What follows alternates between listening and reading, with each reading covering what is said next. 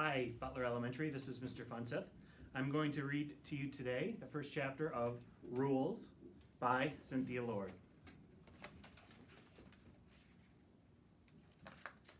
Rules for David. Chew with your mouth closed. Say thank you when someone gives you a present, even if you don't like it. If someone says hi, you say hi back. When you want to get out of answering something, distract the questioner with another question. Not everything worth keeping has to be useful. If the bathroom door is closed, knock, especially if Catherine has a friend over. Sometimes people laugh when they like you, but sometimes they laugh to hurt you. No toys in the fish tank. Chapter 1. Follow the rules. Come on, David. I let go of his sleeve, afraid I'll rip it. When he was little, I could pull my brother behind me if he didn't want to do something, but now David's 8. And he's too strong to be pulled. Opening the front door, I sigh. My first day of summer vacation is nothing like I dreamed. I had imagined today warm with seagulls winging across a blue sky, not overcast and damp. Still, I refused to grab my jacket from the peg inside the front door. Umbrella? David asks, a far-off stare in his brown eyes. It's not raining. Come on, Mom said to go to the car. David doesn't move. I get his favorite red umbrella. Okay, let's go. I step onto the front porch and slide the umbrella into my backpack with my sketchbook and colored pencils. Let's go to the video store, David says, not moving 1 inch. You're going to the clinic, but if you do a good job, Dad'll take you to the video store when he comes home. The video store is David's favorite place, better than the circus, the fair, or even the beach. Dad always invites me to come too, but I say, no thanks. David has to watch all of the previews on the store TVs and walk down each row of videos, flipping the boxes over to read the parental advisory and the rating. Even on videos Dad would never let him rent. David will say, loud enough for the whole store to hear, rated PG-13 for language and some violence. Crude humor. He'll keep reaching for boxes and flipping them over, not even seeing the looks people give us. But the hardest part is when David kneels in the aisle to see the back of a video box a complete stranger is holding in his hand. Dad says, no one cares, Catherine. Don't be so sensitive. But he's wrong. People do care. Beside me. David checks his watch. I'll pick you up at 5 o'clock. Well, maybe 5 o'clock, I say. Sometimes Dad's late. David shrieks, 5 o'clock? Shh. I scan the yard around us to see if anyone heard, and my stomach flips. A moving van is parked in front of the house next door, back wide open, half full of chairs and boxes. From inside the truck, 2 men appear carrying a couch between them. My hands tremble, trying to zip my backpack. Come on, David. Mom said to go to the car. David stands with his sneaker toes on the top step, like it's a diving board, and he's choosing whether to jump. 5 o'clock, he says. The right answer would be maybe.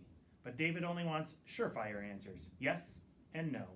And Wednesday at 2 o'clock, but never maybe, or never it depends, or worst of all, I don't know.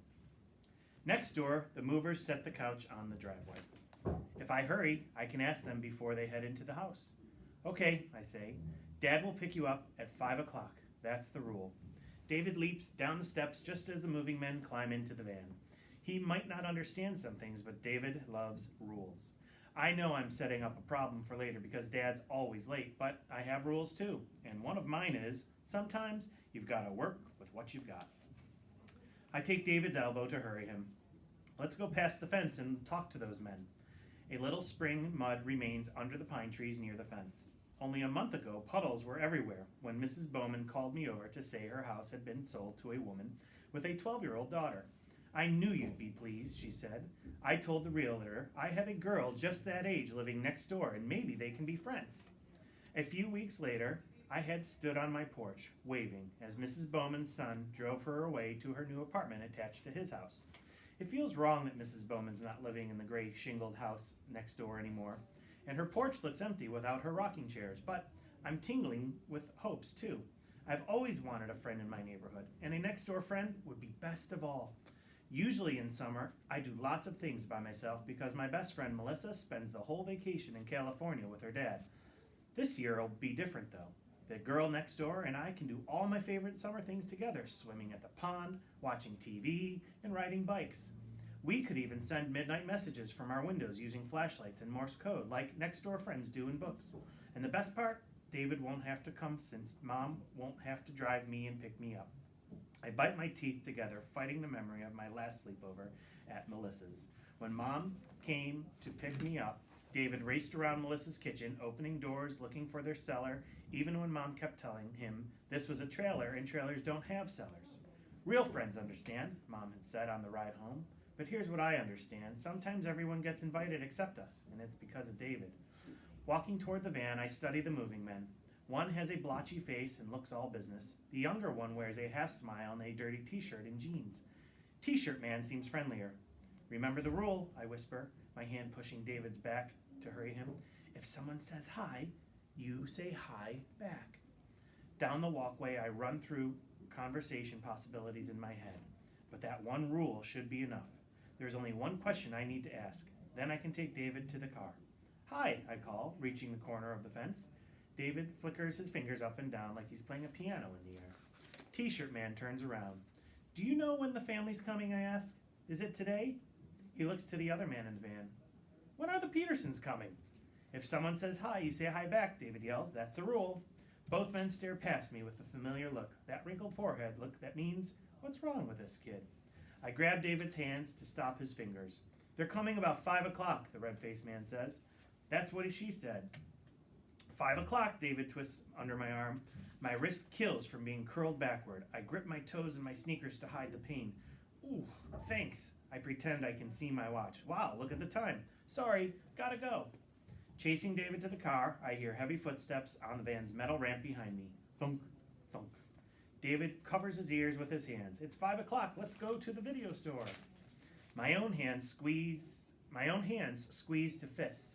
Sometimes I wish someone would invent a pill so David would wake up one morning without autism, like someone waking from a long coma, and he'd say, geez, Catherine, where have I been? And he'd be a regular brother like Melissa has, a brother who'd give back as much as he took, who I could joke with, even fight with. Someone I could yell at, and he'd yell back, and we'd keep going and going until we both yelled ourselves out. But there is no pill, and our quarrels fray instead of not, always ending in him crying and me sorry for hurting him over something he can't help. Here's another rule. I open the car door. If you want to get away from someone, you can check your watch and say, sorry, gotta go. It doesn't always work, but sometimes it does. Sorry, gotta go, David asks, climbing into the car. That's right, I'll add it to your rules. The men carry a mattress, still in plastic, up the walkway next door. Someday soon, I'm going to take a plate of cookies up those steps and ring the doorbell. And if the girl next door doesn't have a flashlight, I'll buy her one that turns on and off easily. Mom says I have to deal with what is and not get my hopes up. But how else can hopes go but up? Wear your seatbelt in the car, David states. That's the rule. You're right. I click the seatbelt across me and open my sketchbook to the back pages.